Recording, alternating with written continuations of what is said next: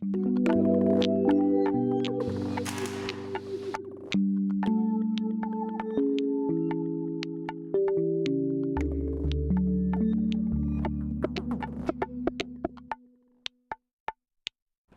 quer dizer fazer parte, inserir e introduzir.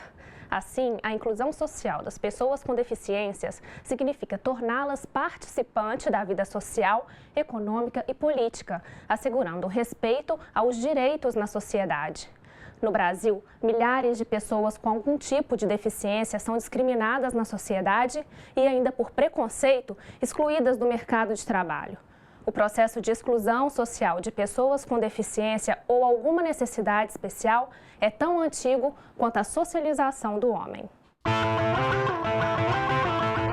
Um deficiente ou um cego, por exemplo, é complexo porque a gente não tem, às vezes, uma estrutura de adaptação, de como fazer esse apoio, né? A maioria das vezes, quando eu saio, principalmente com meu filho, eu enfrento dificuldade nos passeios, né, que eles são às vezes desnivelados demais, as ruas que não são calçadas em Belo Horizonte, o acesso para mim deficiente é muito difícil. Aqui em Santa Teresa as ruas são muito longas assim para cima e não tem lugar de as cadeiras passar. Aqui tem muita coisa, tem buraco aqui. Eu acho que falta um pouco de inclusão em geral, tinha que ser maior o acesso.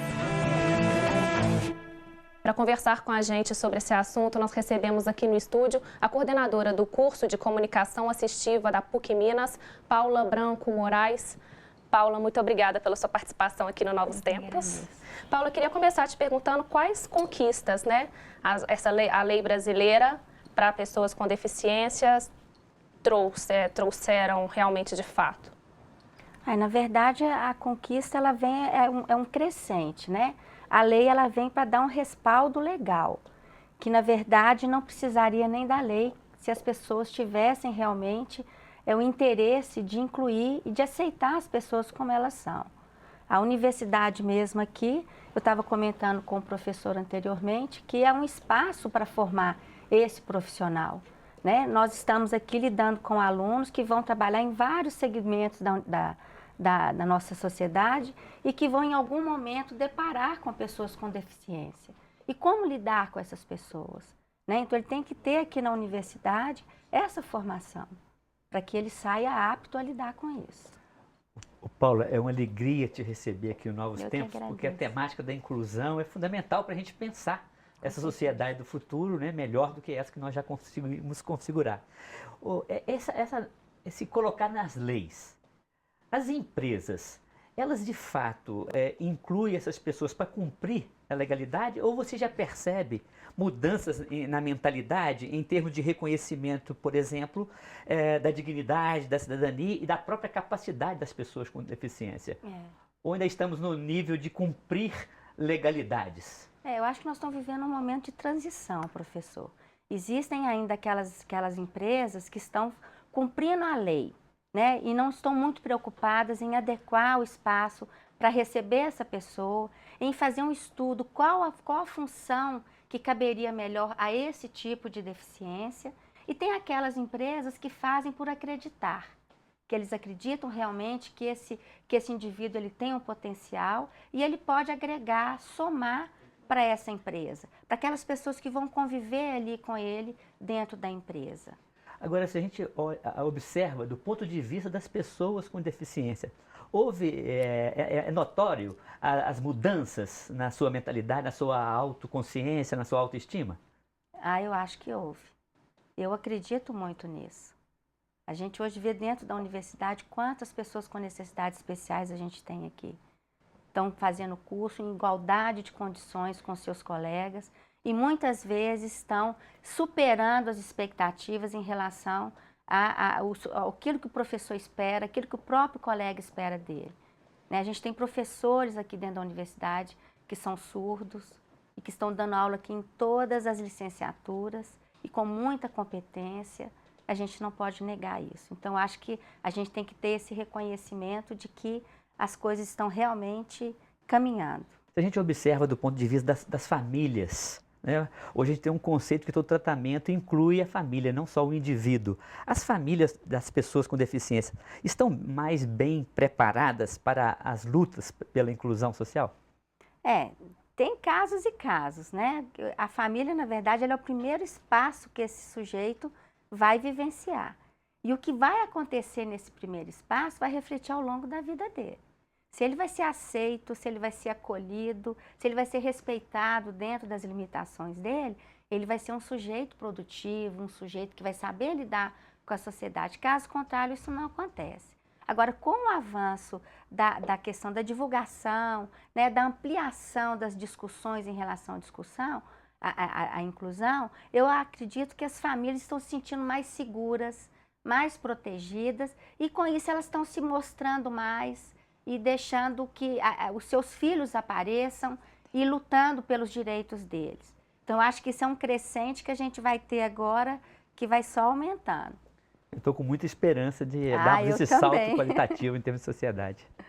Empresas que têm mais de 100 funcionários são obrigadas, por lei, a cumprir uma cota de contratação de pessoas com deficiência.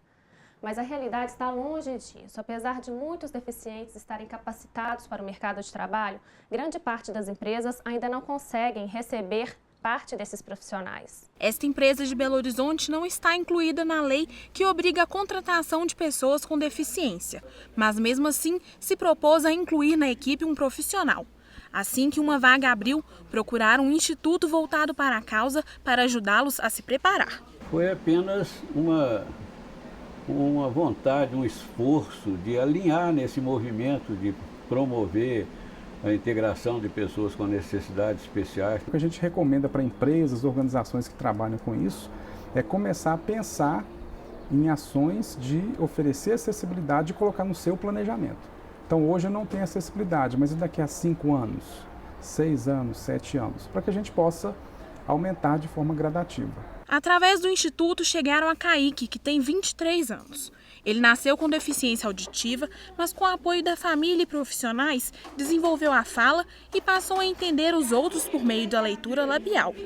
Além disso, ele também aprendeu Libras. Hoje, eu falo muito bem, porque eu tempo pratico todo dia.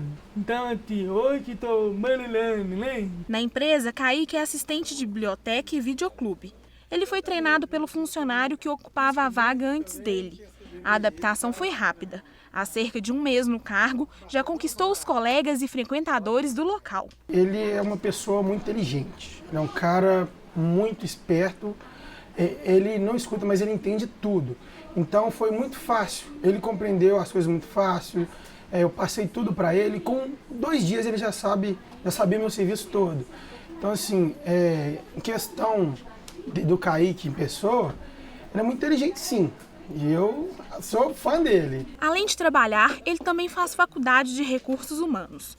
O interesse pelo curso surgiu com a vontade de ajudar outros deficientes a ingressarem no mercado de trabalho. Eu tenho que cumprir que era o meu touro, EAK. Então, ele é mais na área mais específica para mim, para uma empresa, para ter o deficiente, eu contratar, porque é facilidade para tudo, né, comunicar, porque tem Libra para poder, né, contratar, porque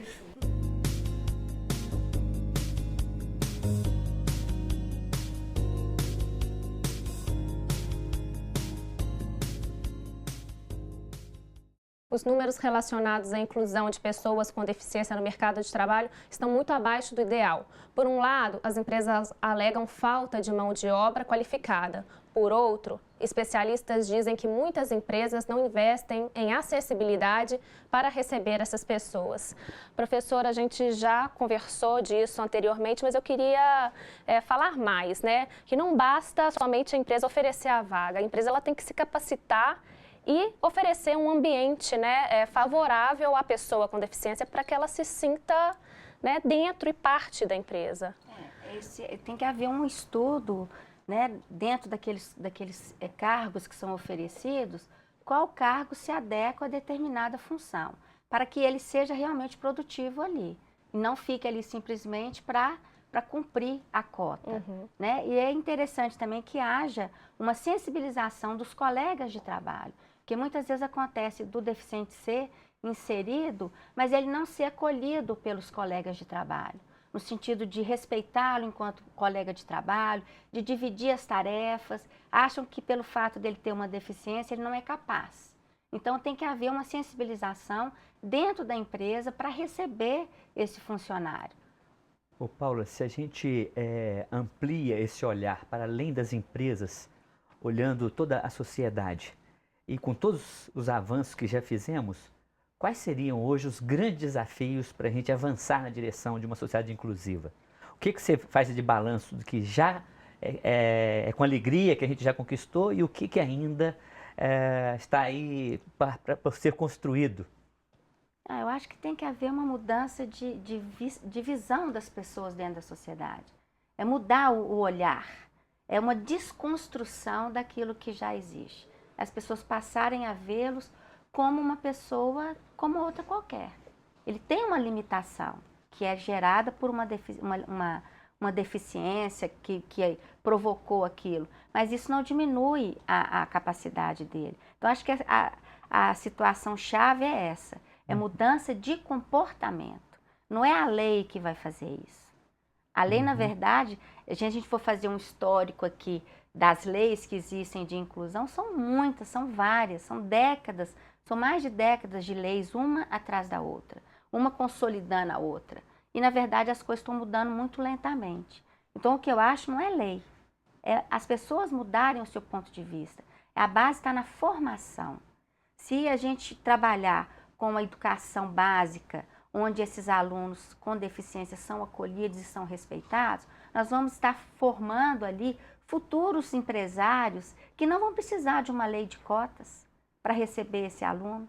Ele vai receber porque ele acredita, ele vivenciou, ele viu que ele é produtivo, que ele tem condições de ser um bom profissional e recebê-lo em sua empresa.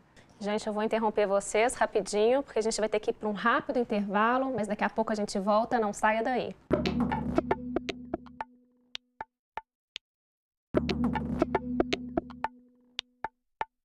O Novos Tempos está de volta e hoje estamos conversando sobre a inclusão social das pessoas com necessidades especiais. E antes de continuarmos a nossa conversa, vamos ver o que os internautas têm comentado nas nossas redes sobre o assunto?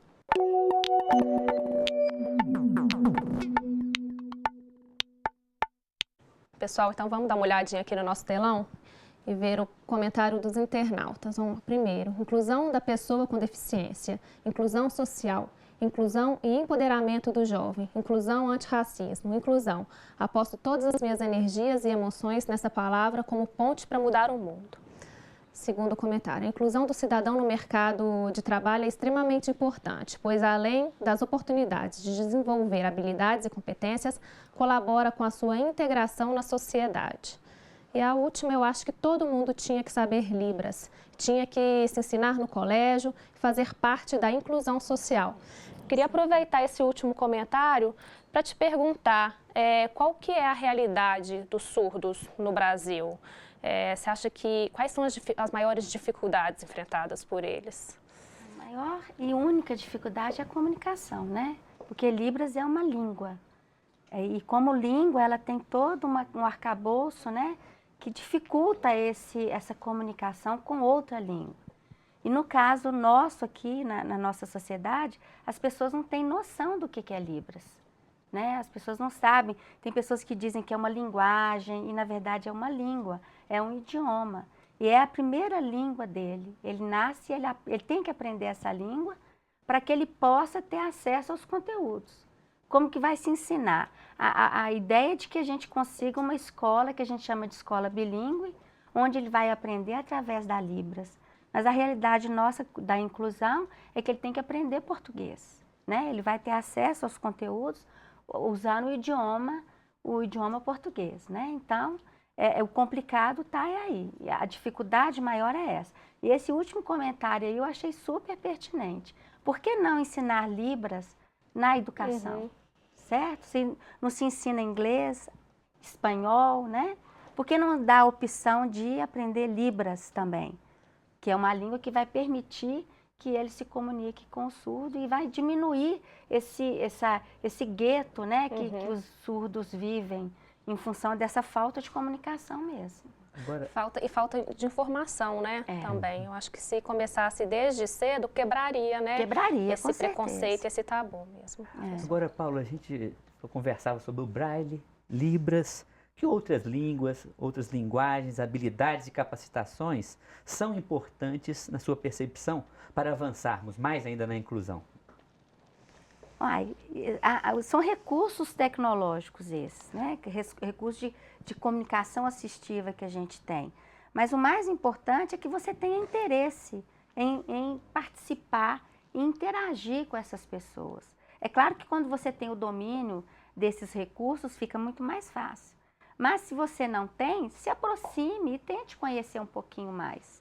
Tente buscar informações sobre uma forma de se comunicar. No caso do cego, por exemplo, basta você conversar com ele. Nada mais além disso, porque o idioma dele é o mesmo. No caso do surdo, há uma diferença, há uma dificuldade maior, porque são línguas diferentes. Mas dependendo da situação, você se vira com mímica, mas você passa a sua mensagem. Agora, Paulo, meu principal campo de investigação é a teologia. A teologia cristã, por exemplo, a gente aprende que Jesus curou a cegueira, a surdez e a paralisia. E as pessoas às vezes pensam exatamente nas pessoas com deficiência. Enquanto o Evangelho está falando que a principal surdez é a nossa em relação à nossa insensibilidade em relação ao outro, a principal cegueira é não perceber não querer ver, né? Essas realidades, essa paralisia do egoísmo. Você concorda que isso quer dizer, toda a sociedade precisa ser trabalhada nas suas deficiências? Aquela situação que eu falei da mudança de comportamento.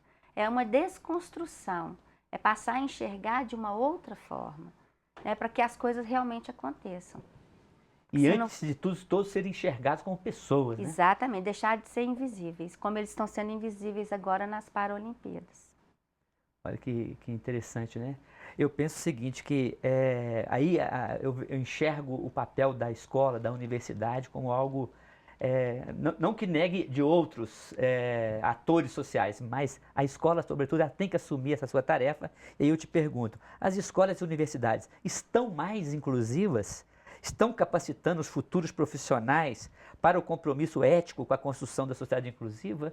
Ou estamos ainda nos primeiros passos preliminares? Eu acho que avaliação está você muito faz? limitada em alguns cursos, principalmente nas licenciaturas. Eu acho que a licenciatura ela tem até uma questão legal. Ela tem uma lei que diz que ela tem que estar inserindo essas disciplinas no currículo. Mas os outros cursos eu acredito que isso ainda não exista.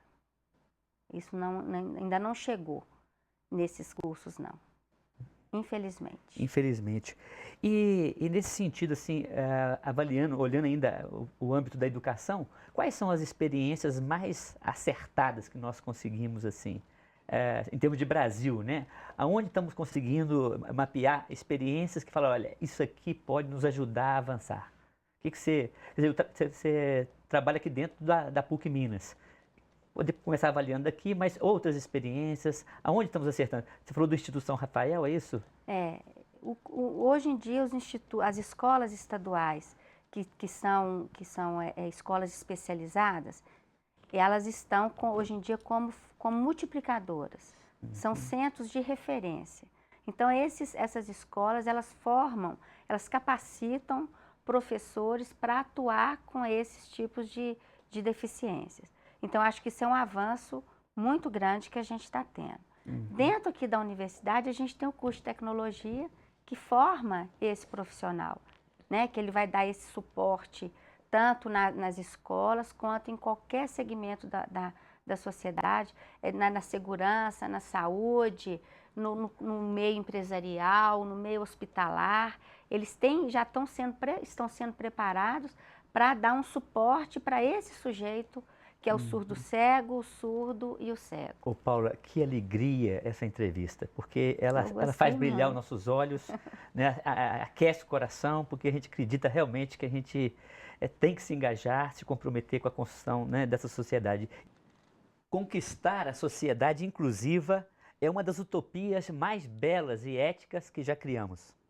Defender e lutar pela inclusão de quem está à margem da sociedade, excluído da mesa da dignidade e da cidadania, nos faz bem, nos humaniza. E é por isso que deve ser uma bandeira levantada por todas as pessoas de boa vontade. Um compromisso ético de todos os movimentos, grupos, associações, empresas, governos, partidos, escolas, universidades, igrejas, religiões. Ninguém pode ficar de fora. O nível de inclusão das pessoas com necessidades indica o grau de sensibilidade e qualidade humana de uma sociedade. Bom, por hoje é só. Fiquem com Deus e até o próximo Novos Tempos. O Novos Tempos é uma parceria da PUC TV Minas e o Ânima, Sistema Avançado de Formação da PUC Minas. A gente volta na semana que vem. Até lá!